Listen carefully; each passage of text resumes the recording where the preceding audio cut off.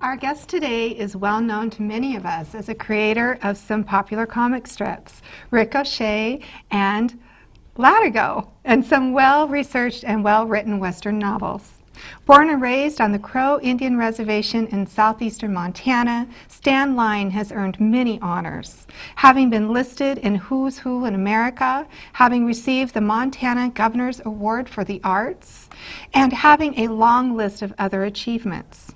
Stan was the 2009 winner of the Western Writers of America's prestigious Spur Award for his audiobooks, Vendetta Canyon, and To Kill a Copper King. And not only that, he's a real man because he knows how to wear pink. I love it. Thank you. So we're so happy to welcome Stan Lynde today. Thanks for stopping by. Thank you. Very good to see you, Michelle. Good to see you too. It's looking good. I always tell Stan I think he's a cross between hip shot percussion and Ricochet, and now he says maybe just a little Merle Fanshawe thrown in there too. So, yeah, mostly the nice guy though, mostly Ricochet. So I think we all have our alter egos, and hip shot's a little bit of my dark side and my heritage, but probably Rick, and Merlin even more than Rick, I think. So wonderful. We'll let you tell us a little more about Sure. Merlin pretty soon, Sure. but we'd like a background about yourself and where you grew up. And grew up in Lodgegrass, Montana. My dad was a sheep man on the reservation down there, and he ran 13,000 sheep in oh my gosh, 1947. So it was really open range country then. And I grew up around these old-time cowboys that I just idolized. During summers and so forth, I wasn't around other kids very much, so they became my playmates, and I pestered them unmercifully. But they also became my heroes, and all my work has been Western in nature ever since. yeah, it has. It has. It's a wonderful work. And what made you and Lynde choose Helena? How did you end up in our community here? As they say, Montana is a small town with long streets, and I have lived in most of the neighborhoods. We met in Roberts, Montana, and then moved to Billings during the cattle drive of 1989. We built a house, or bought a house on the Rimrocks, and in 1990 the house burned to the ground. So we moved to the Flathead briefly, and then found that we've always liked Helena. I always did, and Lynde did too. So we moved back from there about 16 years ago or so, and we just love Helena. We've been here since then. We like it for many reasons, but partly for its location. It's central to nearly everything in Montana. And when you're way east or way up in the Flathead, you're kind of a long way from the rest of the state. But here we're really central. It's a big state, and it takes a long time to get somewhere if That's you're, true. if you're That's in very the true. hinterlands. Yeah, that's right. And Helena is pretty central. Mm-hmm. So you have a long history with the Wild West and writing things about Sure. the Wild West. Let's talk about the comic strips first, because sure. they're dear to the hearts of lots of people. Ricochet began, I went back to New York after the Navy and starved for a while in Greenwich Village. I was a starving artist, a typical one, and finally got a job at the Wall Street Journal as a typist, and later worked up to reporter at the Journal, going to art school at night on the GI Bill. And in 1957, I got the idea of a Ricochet in 57 and drew it up, submitted it to several feature syndicates, including I think about 13, and I got about 12 rejections. But How dare they? But one They of them didn't picked know. it up. It was a good thing when they saw it, did they? Right. So it started in 1958 with about 30-some papers, and it grew to a readership of about 15 million people a day over the years, and I did Ricochet for 20 years. I think every paper in Montana carried it for most of those 20 years. And then after losing custody of the strip, so to speak, in a contract settlement, I was asked by another syndicate to do Latigo, and I began that in 1979, and it ran till 1983. So those were the two comic strips. And then after that, we did some cartoons for weekly papers, a cartoon called Grassroots, and I remember that one too. I've always been a fan, Stan. No, thank you. Well, Lynde was too, and from the first, when we first met each other, she read one of my treatments. It was a film treatment called Chinook, which was a Western. and she said, "You have got to write." And so she has been the wind beneath my wings for a long time, and I've been writing novels since probably about 1995. Well, that was Starting going to be with, my question. Marshal of Medicine Yes. Creek, right? Medicine Tell us Lodge. about right. that. Medicine Lodge, right. And that was sort of based on lodge grass. It was a fictionalized name for lodge grass. Just called it Medicine Lodge, which is pretty close. Pretty close. And that was the beginning of Merlin Fanshawe. The very first one was called The Bodacious Kid. Okay. I love that name. I love that. I did Well, too. tell us about the character of Merlin. He, the book starts when he's about he's about 15 or 16 years old. He's just lost his father. He's orphaned. And he becomes involved with a charismatic outlaw leader named Original George Starkweather, and two different lawmen and one pretty girl, all of whom have their own agenda for Merlin. And he has to work his way through this moral minefield and come out his own man on the other side. We've all had that little own agenda project with other people too. That's true. Yeah, that's a life lesson. Very true. Yeah. It is. And so tell us more about your more recent writings. The books, there are 7 of them in the Merlin Fanshawe series so far. I'm just finishing the 8th one, which is called The Big Open, and that will be out this summer. But they just, each one is a year in the life of Merlin Fanshawe. It talks about something that happens in that year. We're up to 1889 now, which is the year of our statehood. And what is he now, about 23? About 26 or so now, 26, so he's getting older, you know, My like all of us. Oh yeah, really. He's got a ways to go. I was going to say, I think Except there are you more ladies, you don't age at all. No, we Oh, don't. well, thank you. So you're charming. And we can give that credit to Lynde, your wife, I'm sure. True. Well, that's great. That means he has a lot of life left to live. So Yes, there he will be does. more books on the horizon. That's right.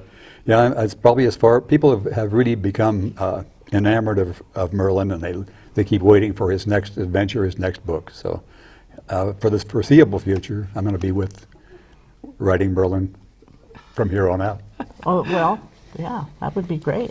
Well, I love the titles that you come up with. This one, To Kill a Copper King. Tell us about that one. That was fun. I've always Butte is one of the favorite places in my whole life. I just love the city, and I love the people and their resilience and their strength, and they're just wonderful, honest, open people, and they've been through a lot of trouble. The book is set in a time when Marcus Daly and the Copper Kings were in sway in Butte, and there is a hit person has been hired to kill Marcus Daly, and Merlin, as Deputy United States Marshal, is sent to find this killer and to prevent the assassination of Daly. So the entire book is about that and on that theme. Okay. So all of the Merlin Fanshawe books are set in different areas, different places. Pretty much. His hometown is a fictional place called Dry Creek, Montana, and some of it. I thought there was a place called. Oh, there's several. I think there must be 5 or 6 Dry Creeks at least in Montana, and I chose it for that reason. I think Dry Creek is one of the more common names. Rock Creek is another very common name in Montana. So it could be anybody's Dry Creek. There are Dry Creeks in Arizona and Texas and elsewhere too. Okay. Now, Ricochet, we had the hometown or the town of the strip was Conniption. So I love that. I mean, Stan, that's part of the charm of all of your writings and your strips, and are the fabulous names that you came up with, like Belle Star for the cat. And, That's right. I mean, well, there's a story behind that too. Belle Star showed up as a stray on Hipshot's doorstep one night, and he brought the cat in. Cats adopt people, as you know, Yes. not the other way around. And Belle did that. And at first, Hipshot called the cat Wild Bill, until she had a litter of kittens. And then he decided he had to change the name to Belle Star. and of course, everybody's favorite comic strip is just one frame, and it's Hipshot Percussion on Christmas morning, right? On Christmas Eve. Christmas Eve. And he's out on a snowy hilltop talking to the creator, which he calls the boss, and he says, "Happy birthday, boss." So, Yeah, that's probably everybody's favorite of all yes, time, it isn't is. it? Yeah, that's Yeah. hands down the The most one that you get favorite. ordered the most. And Very true. yeah, it's wonderful. Well, the award that you won in 2009, the Western Writers of America Prestigious Spur Award, how did that come about, and what does that encompass? It's like the Edgar and some of these for mysteries, but the genre, the Western genre, it's one of the oldest awards of all the literary awards, and it's very rarely won. And the editor of the audiobooks that I work with submitted that one to the Western Writers, and they chose it the winner. I've been a Spur Award finalist twice before, and he called me and said, "Stan," he said, "you have been a bridesmaid twice." He said, "but this time you're a You bride." get to be the bride. So Lynde and I went to Oklahoma City for the awards and received that one. Well, you put together a Western Writers conference here in Helena. We did. That was my first Several one, years ago. and that was great. You remember that? I That was, do. People loved it. Do you plan to do another one? I bet it's a lot of work. They It pick is a lot of a different place each year. The Western Writers do. Usually someplace in the West. This year it's Albuquerque, New Mexico. Okay. So Well, I thought it was quite a coup for you to pull it off, having it in Helena. right, Richard Wheeler was involved in that, and some of the other writers here, Kate Cheatham and myself. And of course, even people who don't live in Helena probably recognize you in your white hat from being the host at the Western Rendezvous Right. That's House true. for many years. I did that for many years. Yes. In fact, this is my first year I haven't been involved. So So you retired from that last year. that duty, yes. And you and Judy worked on that for many for a years. long time. You bet. Yeah, we did. Yeah. We had a great time. Yep, it was It's a good wonderful times. event. Yep, Now the Historical Society is doing it, and they're doing a nice job. they really are. Yeah. They really are. So we don't know who will be the MC this year. Or do No, we? I don't. I haven't heard that. I received the card showing them. You know, I and got that's- one in the mail too. That means they're going to have the party, right? That's We right. just get to go and enjoy ourselves. And We I, love the party. I talked to John Baucus, and I guess we're going to have the quick draw out there Out again. at the so- branch, yeah, and we'll miss Jean. Yes, we for will. sure. Certainly will. What a Yeah. great lady she was. Definitely. Yes, she was.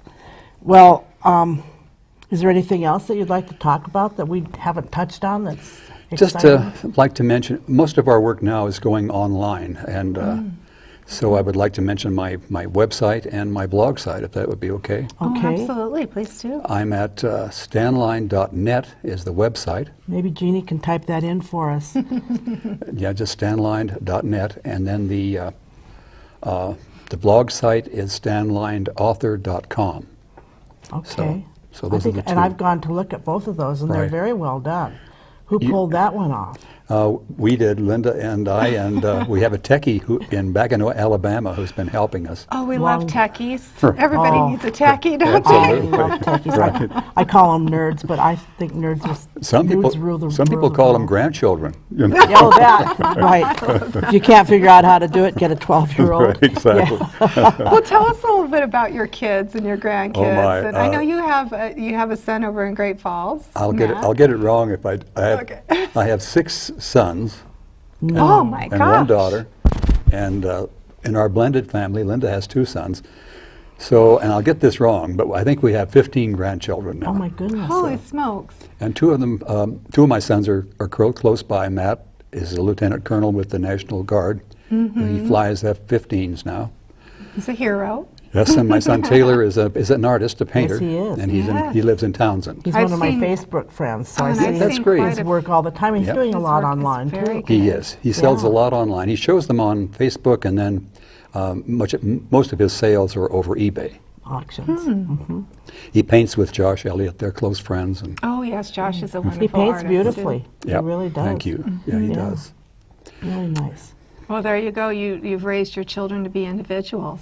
Very true. Yeah. And yeah. where are the rest of them? One is in Texas, and 2 are down in the Billings and Red Lodge area. Mark and Rich are down there. I have a daughter who is also in Texas. So Okay. I didn't realize you had 6 sons. So it would be 7 children with a daughter, That's right? true, yep. And then 2 with Linda's blended family. That Right. gives you a whole passel of people. that's true, and they're both in Washington State, and the grandchildren